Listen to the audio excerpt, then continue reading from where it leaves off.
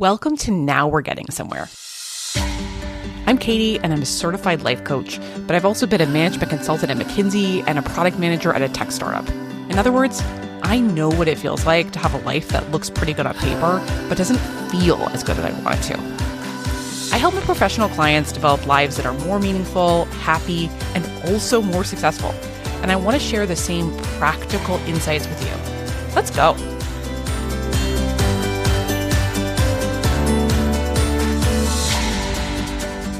Hey, everybody. Today's podcast is about reading and to help yourself read more. I chose this name, which is about, how to make reading almost as easy as Instagram and more fun, very precisely. I want to say up front that I'm doing this episode not because I want to sell you on reading per se, though I do personally love reading. Most weeks, I probably read at least 10 hours a week, sometimes a bit more, and I really enjoy it. But I'm doing this episode, again, not because I happen to love reading, but because I find that reading satisfies a very tricky set of conditions in our modern life. And that is something that we can do when we are emotionally exhausted that does not have problematic side effects, and something that can actually make our lives better. And I find that there are very few activities that actually satisfy these conditions. So this podcast is going to have two parts. First, I want to share more about these very unique set of conditions that reading satisfies. This is kind of the why read more portion of this podcast. And then I'm going to share 5 practical tips for how to make reading easier to do. And again, hopefully even more fun than Instagram. You'll see why I say that as we go. I find myself talking decently often with my clients about reading more because, again, it does satisfy this very tricky set of conditions. And I thought that some of you might benefit from some of these ideas and insights too. So let's go. Okay, so first let's talk about my reasoning. Why is it worth your time to read more? Again, I do happen to like reading, but that's not why I'm trying to sell you on reading here. The reason that I think that reading is such a useful activity is, as I said, I think there are very few activities that you can do for leisure when you are very tired, often, extremely tired, perhaps even burnt out, that even in large doses do not make your life worse and will probably even make your life better.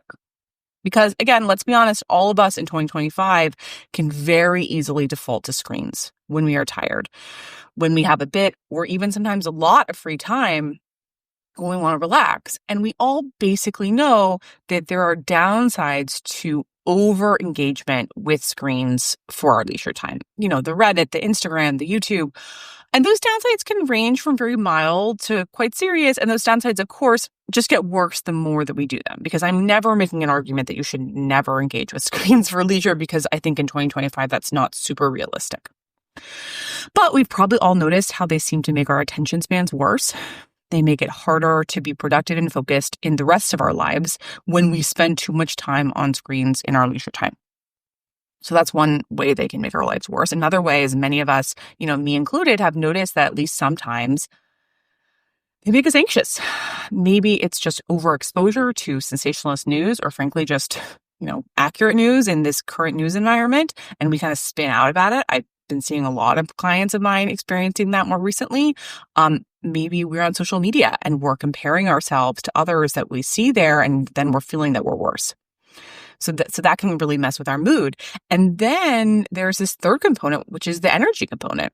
The virtue of doing screens in our leisure time is that they require very little energy investment. To use my kind of recurring energy as money metaphor, if you're completely exhausted, you can always go on Instagram. It requires very little energy investment. The downside of going on screens is that they give you very little back. And I will say, on a personal level, this honestly took me years to fully grok about myself.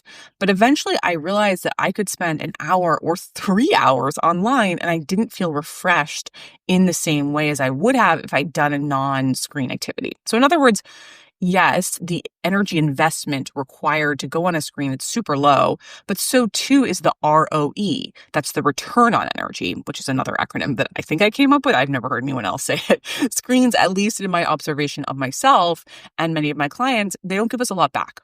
And as many of you probably know, one of the things that I am very much in the business of doing is helping my clients get more energy. I get a lot of people who come to me somewhere on the burnout spectrum. Maybe they're lightly singed, or maybe they're burnt to a crisp, as I like to say. And burnt out people have this very common issue. They don't have a lot of energy to invest, very, very little, but they need to get some kind of energetic return because that's the only way to get out of this burnout hole that they found themselves in. And for these people, the mood effects, obviously the energy effects are serious, but the other effects as well, the mood effects, the effects on focus and the rest of their lives, those can also be quite problematic because they don't have a lot of spare productivity or emotional resilience right now. They need all they can get out of what they already have in terms of mood and focus and productivity, again, because they're burnt out. So I have these clients who need energy and they also need focus and emotional stability, and they don't have a lot to invest energy-wise. And as we sort of talk about what are the possibilities for them, they begin to realize that being on screens during their free time is not the best for them. But what can they do in its place? They might be people who in other seasons of their lives, they love crafting, they love learning the piano, they love meeting up with friends for a drink. But in this season, they just do not have the juice for that. They don't have the energy to make those energy investments that would serve them. And that's where reading comes in. The good news about reading is that if you're doing it right, and I am going to say that there's a right way to do it, given this particular kind of need that we want to solve. If you're doing it right, reading manages to require very low energy investment while having almost none of the negative side effects on mood or focus. And it may, in fact, increase your mood and focus depending. And it actually gives you, a decent amount of energy back. The ROE, return on energy, I would say is without a doubt better than being on a screen at minimum.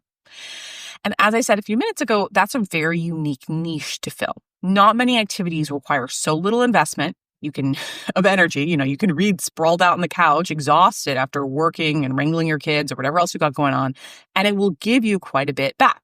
So because of that, sometimes reading comes up in my coaching sessions as I'm having these very practical conversations with my clients about what they can do about their energy. Our conversations maybe eventually get to the point where we're like, okay, you have an extra hour, you have an extra 2 hours every night that you're spending on screens, probably isn't serving you. What do you want to do instead?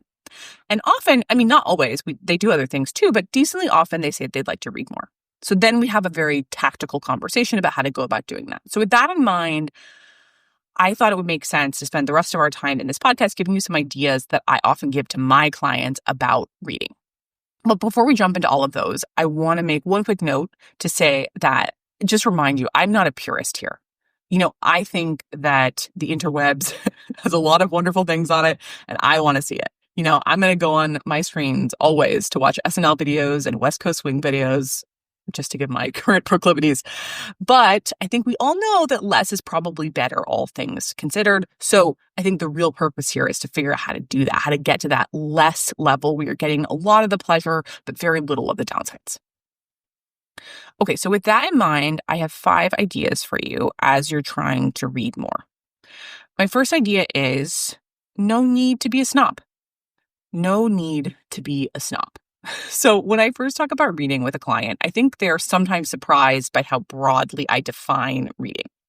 If you happen to love, reading the complete works of Christopher Marlowe, or you happen to love reading the latest 500-page literary fiction find or, historical study, go ahead. I do have clients who love things like this. But if you're exhausted and all of that seems overwhelming, don't let the existence of reading material like that, or the fact that perhaps at one point in your life you loved reading material like that, don't let any of that turn you off of reading more generally. Instead, figure out what's easy for you to read in this season. Do you like spy thrillers? Do you like murder mysteries? Pre-kids, I probably read fiction the most often, but I would decently often read other things. Like I'd read a book of history, I'd read The New Yorker, I'd read a self-development book. But post-kids, if I'm being honest, 95% of the time in the evenings when I'm reading, which is my main reading time, especially after kids, 95% of that time, which for me, again, is in the evening after I've worked and wrangled my kids into bed and cooked and cleaned up from dinner and all of that, 90% of the time, 95% of the time, I'm reading a romance novel. And I don't make that a problem. So for you, Get yourself a magazine. It can be an Us Weekly if you love celebrity gossip. Get yourself a design magazine. Get yourself a graphic novel or a comic book. It's all reading. So that's the first point. No need to be a snob. Don't let being a snob stop you from reading. And my second suggestion is please do not be a completionist. Completionists, in case you haven't heard that word before, are just people who are really into completing whatever book or piece of content they start.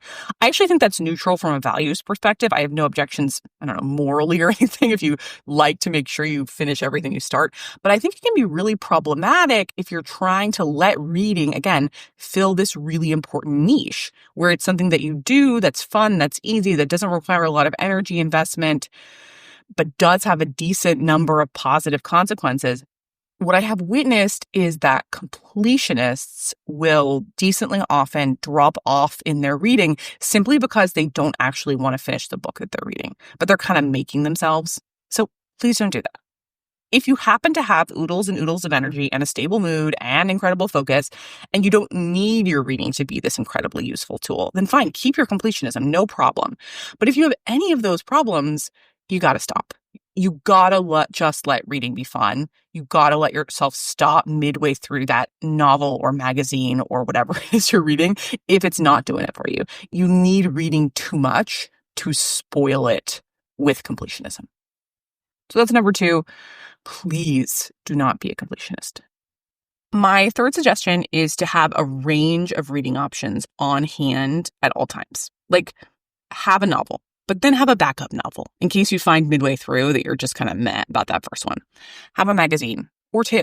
Maybe have something nonfiction on hand that you like, or a graphic novel or a comic that you'd also like to check out.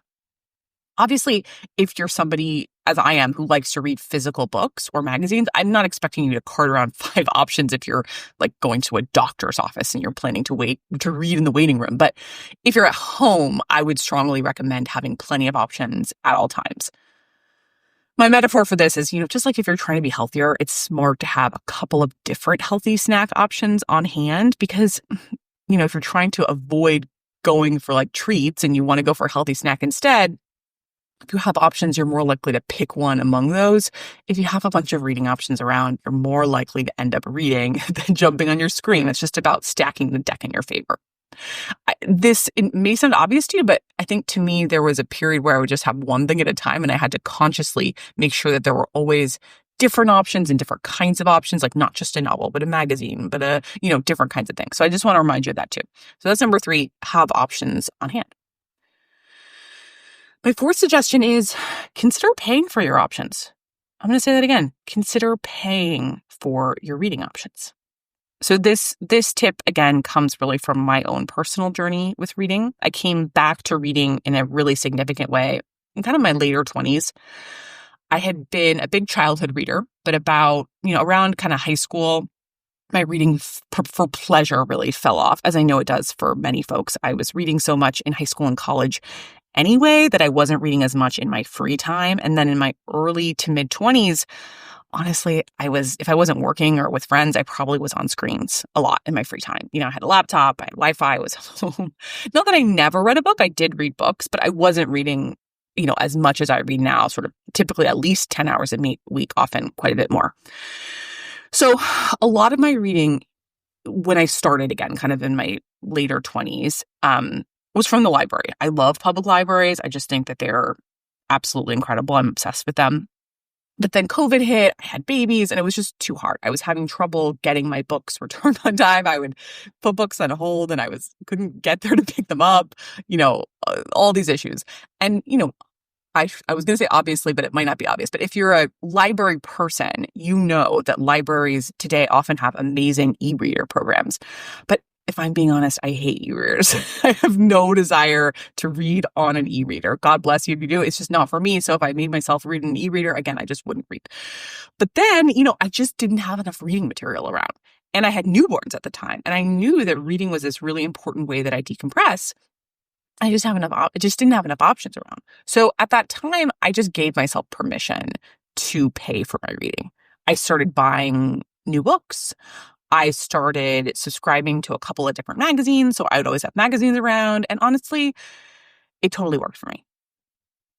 On one hand, one thing I tell myself is that I'm supporting the publishing industry, which I think is good. I'm happy to support the publishing industry. But also, if I'm being honest, if I had a lot more energy and time, I would probably still get more of my books from the library.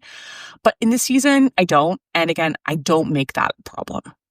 I think the return on energy that I get, the protection of my mood and my focus that I have gotten from subbing what honestly would have been quite a bit of screen time with reading time, it's totally worth the money that I pay. So I'll just offer you that to keep in mind if that's a permission slip that you're needing to just give yourself permission to pay for your reading materials if that helps you get it done. So that's my fourth idea. And my fifth proposal is that I suggest being really intentional about when and for how long you'd like to read. So typically, if I'm working with a client and we are trying to reduce their screen time, or maybe just in general trying to help them have more energy, and they've identified that reading more would be helpful, we'll set some sort of intention for when and how long they might like to read. One common duration might be like a half hour a day. That's often where we start. It would be very, very rare that I would start with more than that. Obviously, if they loved reading, if they were having a great time reading, I have no problem with them going past that half hour, but I just prefer as a coach to have them kind of knock it out of the park on an intention, to overshoot it than to not reach it. But then even for some people, a half hour is going to seem really overwhelming. So we might pick something smaller, 10 minutes, 20 minutes, all of that's totally fine to start. And then we will often also attach it to a particular time of day. So the most common one would be in this after dinner time. Post dinner is often a time, I think for many of us, that we're not doing ourselves a lot of favors. Like many of us are going on screens after dinner. And again, I'm not here to cut out 100% of that. There are some days where even I go on screens after dinner, and my husband, sometimes occasionally on the internet, though it mostly doesn't serve me, but hey, I'm not perfect. And then probably like at least once a week, my husband and I will like watch a show for an hour or so together. I'm trying to think if it was more often. There have been times we've been into shows and it's been more often, but that hasn't actually been a long time. But anyway, I'm on screen sometimes after dinner, but after dinner is also when I do most of my reading in general on a regular basis. But like I said, the goal, the time we attach it to, it doesn't have to be after dinner. Maybe you want to read for 20 minutes on a lunch break at work. Maybe you have a more spacious morning, so you want to read a little bit when you first wake up. Maybe you want to read like first thing when you get back from work. That can be kind of a tricky decompression time for many of my clients when we're quite agitated. So really, it's whenever works for you. The overall point I'm just making is that it can be really helpful to pick a time of day and a duration to shoot for, just so you know when to expect it. But again, I'm basically never going to tell my clients to cut their leisure screen time entirely. We're more focused on like adding the good stuff, adding the veggies. We're not cutting out 100% of sugar. So those are my ideas, everyone. I'm going to summarize the kind of practical, tactical things I just said for all of our brains. Number one, no need to be a snob. Read whatever your brain is willing to read, not what you think is quote unquote best for you.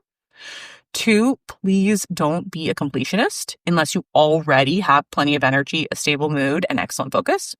3, keep lots of reading options on hand, just so you have choices. 4, let yourself pay for it if that gets the job done. And 5, set an intention about how long and when you might like to read.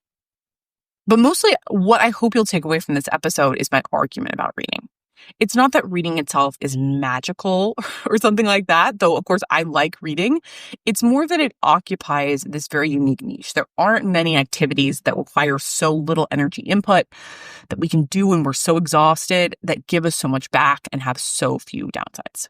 I said at the beginning of this podcast that I wanted to help you figure out how reading can be almost as easy and more fun than Instagram. And I said I chose those words very precisely. I said almost as easy because I think that screens are truly like frighteningly easy. So I share all these practical ideas in the hopes of giving reading at least a fighting chance.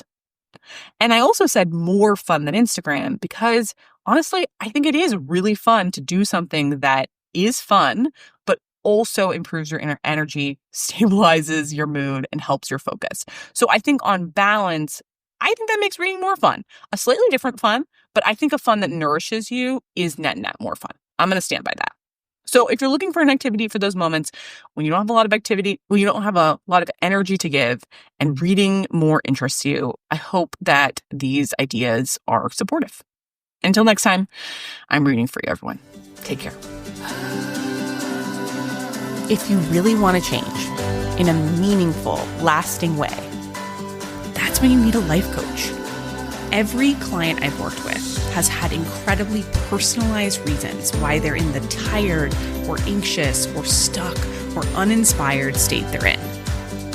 Working with me can help you identify those roadblocks, which are usually blind spots that you genuinely cannot see, and implement a profoundly customized, doable plan for overcoming them. I have a very small, high-end, one-on-one coaching practice. If you'd like to be my next client, reach out at katiesiever.com. I'd love to meet you.